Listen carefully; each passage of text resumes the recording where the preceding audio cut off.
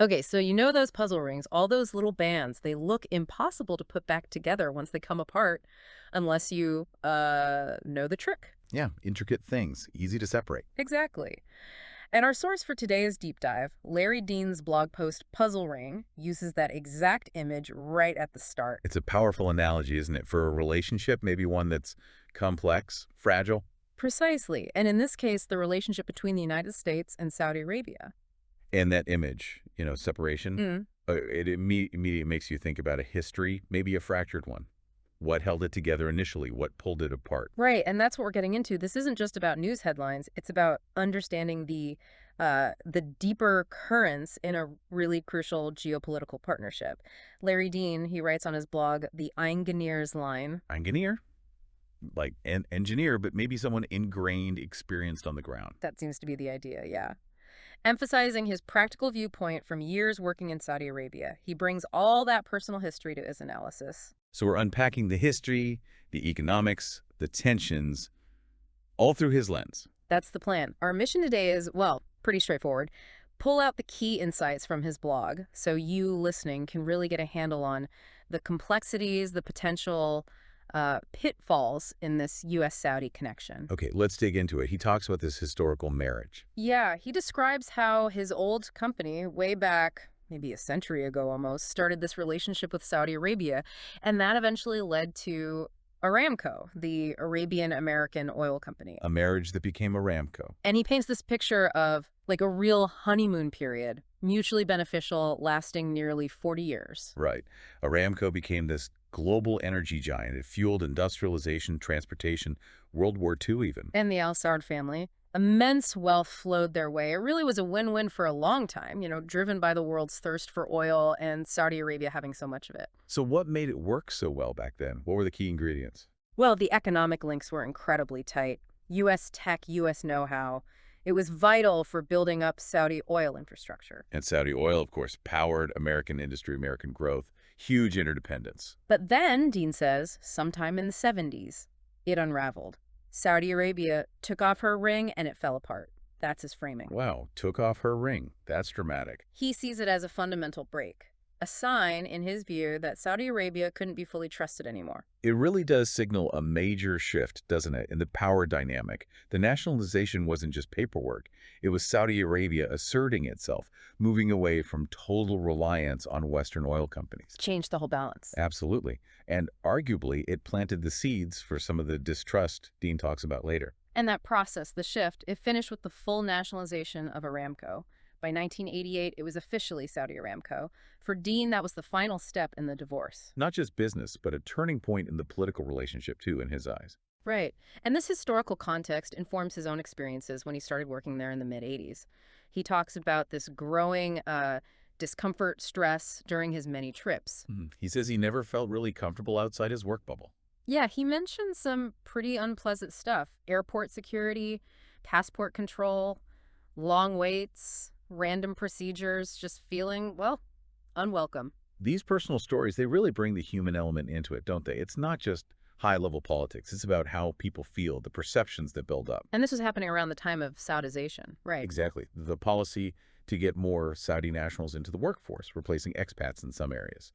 And Dean also noticed stricter Islamic rules becoming more influential even inside the American compounds. He saw that shift happening firsthand. So these experiences, they feed into his view that the mistrust has only grown since that 70s divorce. He points to several things. Like what specifically? Well, the lingering questions about Saudi Arabia's role, or lack thereof, in 9/11 and connections to al-Qaeda, that's a big one. Still a point of friction, definitely. Then there's what he calls manipulating oil markets, using production to influence prices. A tool they've certainly used historically to exert influence, yeah. A perceived lack of consistent support in Middle East politics. And then, of course, the Khashoggi affair. That really hit the headline. Those are all major points of contention, no doubt. They've strained the relationship. But Dean does acknowledge something important, too. What's that? That Saudi Arabia is just too big a player in the Middle East to ignore. Engagement is necessary, despite the trust issues. It's geopolitical reality. A necessary partner, even if a sometimes difficult one. Okay, let's shift to the economics. Dean really emphasizes Saudi Arabia's overwhelming reliance on oil. Yeah, and the huge challenge that presents going forward. The world is moving towards new energy sources, less dependence on Middle East oil. And that means Saudi Arabia's economic future looks, well, precarious. He mentions an IMF prediction, something about Gulf states potentially running low on funds around 2034. That's the projection he cites, yeah. Sure. And this isn't just about their bank balance. It affects their global clout, their strategy, maybe their willingness to look for new partners. This economic pressure is really driving their current policies, isn't it? They know they need to diversify urgently. Absolutely. Dean points out, right now, a lot of Saudis work for the government, the private sector, heavily reliant on expats. So diversification needs investment, foreign investment in things other than oil. And here's a critical point he makes. Yeah. If the West hesitates, Saudi Arabia is ready and willing to look east, to China, for instance. China's already investing heavily there, right? They are. So it introduces this element of strategic competition. Who's going to partner with them on building these new industries? Does he get into specifics, like what kind of investments are the downsides of leaning towards China? Not in deep detail, but the implication is clear. They need technology, new industrial capabilities. China offers that. The potential trade-offs, well, different geopolitical alignments, maybe different standards for business or tech transfer, Which leads us to their geopolitical goals. Dean talks about this long-held desire for a NATO-style defense pact with the U.S. Even though they know actual NATO membership is probably off the table. So what's the real goal, according to Dean? His take is pretty blunt. Huh. He thinks they want to lock the U.S. into guaranteeing the survival of the Al Saud monarchy itself. Security assurance, basically. Ensuring their own long-term survival in a pretty unstable region. That's the interpretation. Okay, that context is useful when we look at recent news, like President Trump announcing a massive $600 billion Saudi investment in the U.S. Dean's pretty skeptical about that announcement. How so? Well, while it sounds great for the U.S., Dean argues Saudi Arabia's #1 priority is still attracting investment into Saudi Arabia for their diversification. So the investment in the U.S. might be leverage. Potentially. Mm-hmm. A way to get the U.S. to provide the defense, the security, the technology they want, which, by the way, the White House press release kind of highlighted those areas as goals of the partnership. And Dean asks the sharp question, okay, the U.S. provides that stuff in return for the investment. Then what? Yeah, what's the next step? It highlights his core belief that maybe U.S. and Saudi interests don't always perfectly align. Now, there's one more really interesting piece Dean adds. It's about how the Saudi kings themselves see their right to rule. Yeah, the interesting facts section. He says they genuinely believe their authority comes from Allah, from God. Their title, custodian of the two holy mosques. Mecca and Medina. Right. It's not just symbolic for them. The logic is, if Allah wasn't happy with their rule, they'd lose control of Islam's holiest sites. So holding on to those sites is seen as proof of divine approval. It adds this whole other dimension, doesn't it? Connects their political power directly to a religious mandate in their own minds. Explains maybe some of their determination to stay in power. Definitely adds depth. So if we pull it all together, Dean's painting a picture of a relationship that started strong, mutually beneficial. A marriage. Right. But then became strained. Growing distrust, different strategic goals, a changing world. Especially the shift away from oil. Exactly. Yeah. And he uses his own experiences, that feeling of unease, to kind of illustrate the vibe shift. He highlights the huge economic pressures they're under now. And connecting this back for you, the listener, understanding these dynamics, the history, the distrust, the economic pressures, it's really essential if you want to make sense of global politics today. For sure. Middle East stability, energy markets, international alliances. The U.S.-Saudi relationship touches all of it. Which leaves us with something to think about. Yeah, a final thought. Given Saudi Arabia absolutely needs to diversify its economy, and they're clearly willing to partner with whoever helps them do that, China, Russia, whoever. How should the U.S. balance its own economic interest with these ongoing concerns about trust, about values in this evolving relationship? Or maybe think about it this way. Dean offers this long-term view, right, with those economic predictions. If Saudi Arabia's oil wealth really does decline significantly in the coming decades, what does that mean for the stability of the whole Middle East? What are the ripple effects?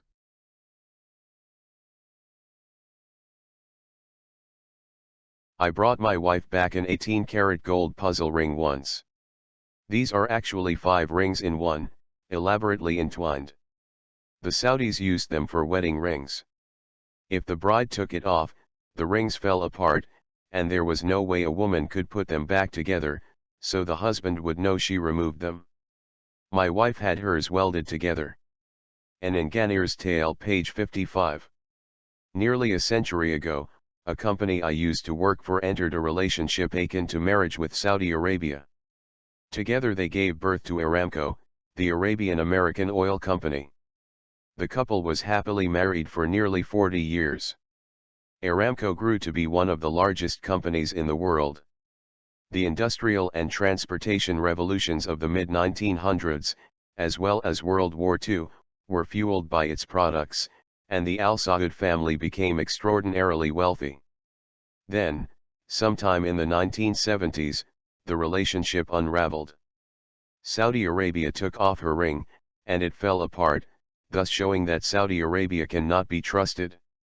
During my career, I probably spent more time in Saudi Arabia than any other foreign country. Although the business opportunities and challenges, as well as most of those I worked with, were wonderful, I was never comfortable being there. When moving to Saudi Arabia became the only option available to me, I resigned. Each time I went there, I felt profoundly stressed. It was clear that I was not welcomed by anyone I was not there to work with. Going through airport security and passport control was always a nightmare.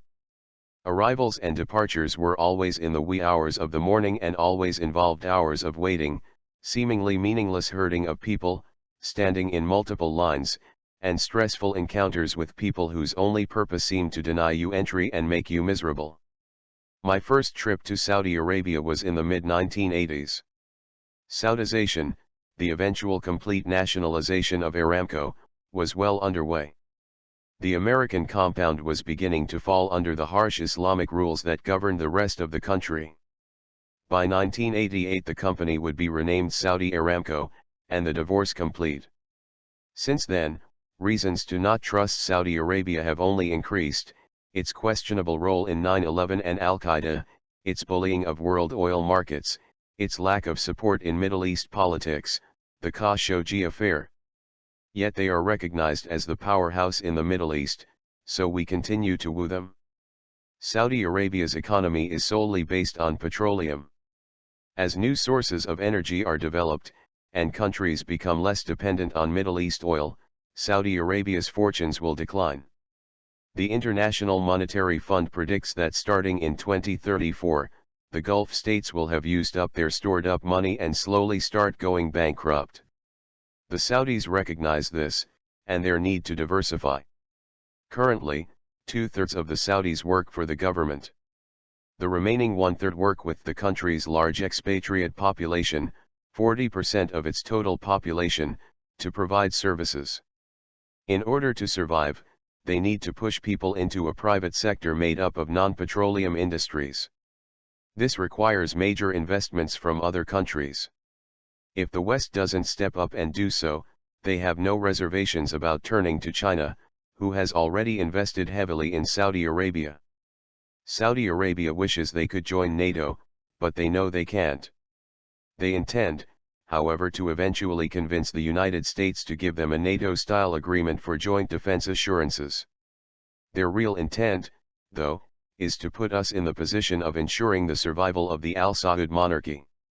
Last week, President Trump announced Saudi Arabia's intent to invest $600 billion in the United States. That sounds good for us, but as I already wrote, Saudi Arabia really wants us to invest in them, not them to invest in us.